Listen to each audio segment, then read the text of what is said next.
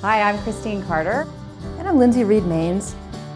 And this is a video series brought to you by the Greater Good Science Center at UC Berkeley, which aims to give parents tips for raising happy kids and for being happier themselves. How are you, Christine?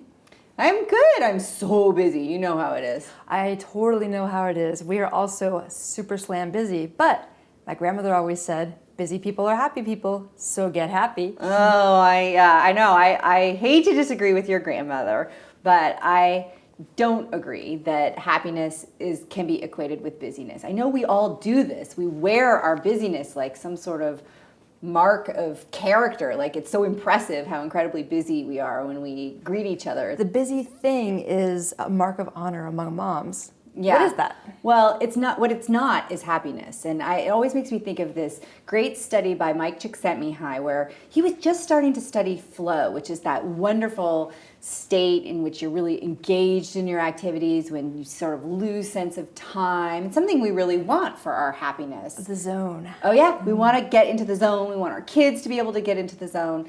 So anyway, Csikszentmihalyi is studying this, and he wants to find out what would happen if people only did the sort of chore-like things in their life and they had no flow.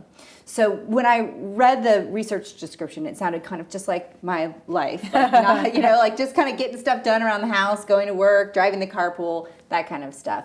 But what's interesting to me about this study is that, so he strips all the flow and the fun and the play out of his research subjects' lives. And in just 48 hours, he had to stop the study because people became so anxious. They actually had symptoms of generalized anxiety disorder at a clinical kind of a level after 48 hours. Whoa, Christine. So what you're telling me is that when you suck the fun out of people's everyday lives, they actually exhibit signs of mental illness?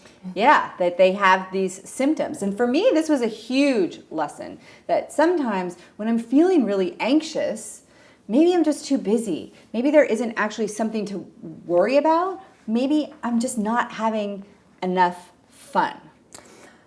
It's really easy for me to mistake activities with meaningful activities and to not make time for the things that actually matter in my life and that create engagement with my family. Right. But how do we get out of that more is better trap and the busyness spiral? I think you make a really good point in that there's a really big difference between those meaningful activities we have in our life, which create connection and joy, and those things that just make us feel totally crazy busy. Mm-hmm. And so for me, what I need to do is make rules for myself and especially for my kids so that we can create space in our family life and in our individual lives for rest, for those meaningful activities that will bring us some flow.